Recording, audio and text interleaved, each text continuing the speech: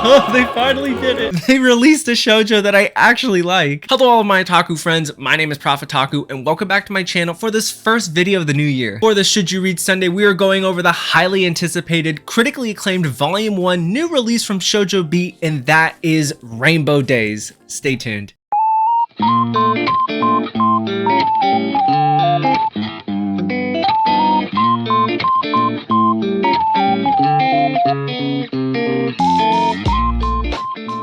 So before we get started, I did want to acknowledge the two sponsors of this video that got this review copy in my hands, Shojo Beat and Right Stuff Anime. Shojo Beat and Viz Media have been absolutely knocking it out of the park with their reprints of Nana, Yona of the Dawn, and putting Banana Fish on the Right Stuff winter sale. So kudos to you guys, I can't wait to see what you do in 2023. And of course with Right Stuff, I don't need to say anything about them, but they are my #1 go-to place for all of my manga, anime, and merchandise needs. So if you're looking to expand your collection at a great price, they are the #1 North American retailer for a reason. I highly recommend them. So again, thanks to Devin and the Right Stuff team along with Shojo Beat for continuing to support this channel and support the Should You Read Sunday series. So quickly going over the demographics of the series, this is a shoujo rom-com slice of life series, 16 volumes completed in Japan. It first started serializing in 2011, it finished in 2018, and we're just now seeing a release in December of 2022. This is published by Viz Media under the Shojo Beat label. 16 volumes will be published when all of this is said and done.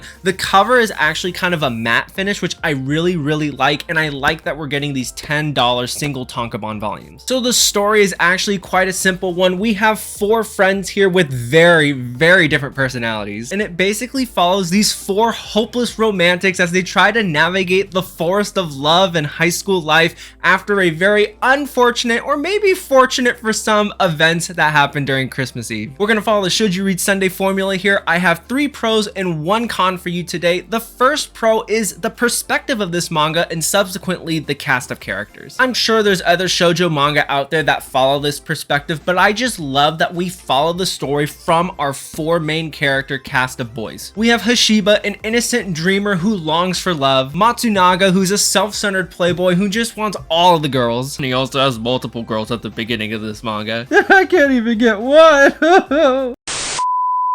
Katakura, who's very fun and playful on the outside, but he actually has some kiki stuff on the inside and he's not afraid to show it. And Noi, the otaku of the group, very cool, calm and collected, socially awkward, who loves anime and manga. All 4 of these characters with their very different personalities create such a fun and dynamic friendship, with them throwing each other under the bus, getting into shenanigans, but also helping each other up and trying to find love together. As a non-shoujo male reader, that's what made me connect to this manga the most. It just reminded me of myself with the group of friends that I had in high school as we continued to do dumb stuff to each other. So from that retrospect, if you're a hardcore male battle shonen seinen reader, this definitely is one that I would highly recommend because it just goes into that really quirky high school type of dynamic with boys, and it's a lot of fun to read. The second pro that I have for this first volume is the pacing. This first volume is broken up into 3 different sections. You've got the prologue, you have the first 3 chapters of the manga, and then you have like a little one-shot at the end. In the prologue, we establish all of the characters and their personalities, their dynamics with each other, as well as the whole setup of the story. It's expertly done, it's paced very well, and I was not bored at all. And then we get to the meat and potatoes of this first volume, the first 3 chapters, which continue off of the prologue. We get very different scenarios which continue to expand this world. We get additions of characters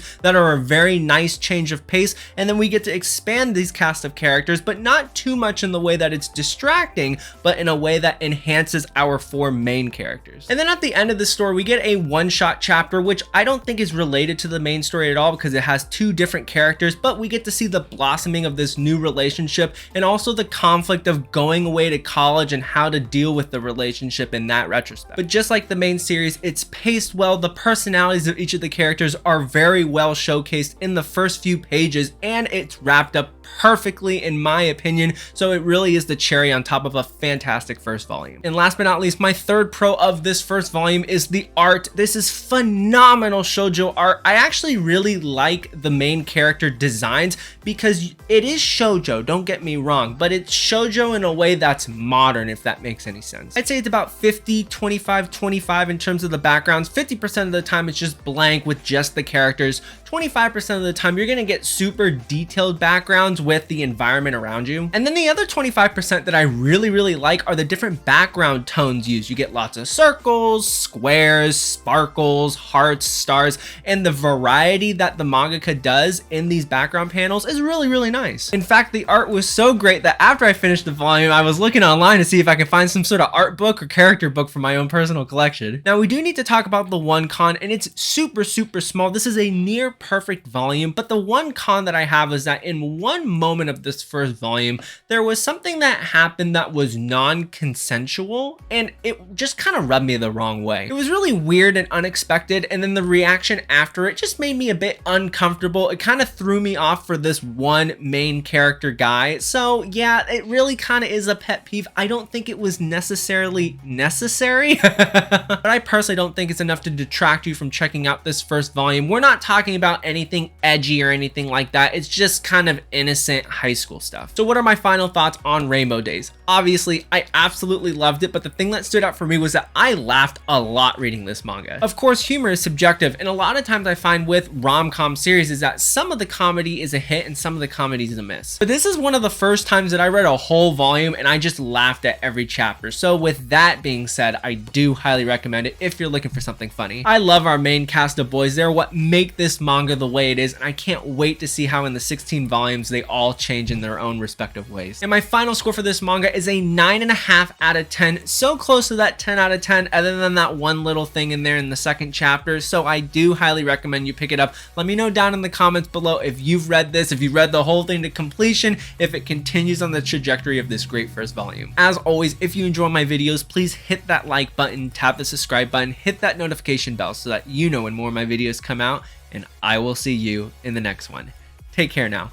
Bye-bye.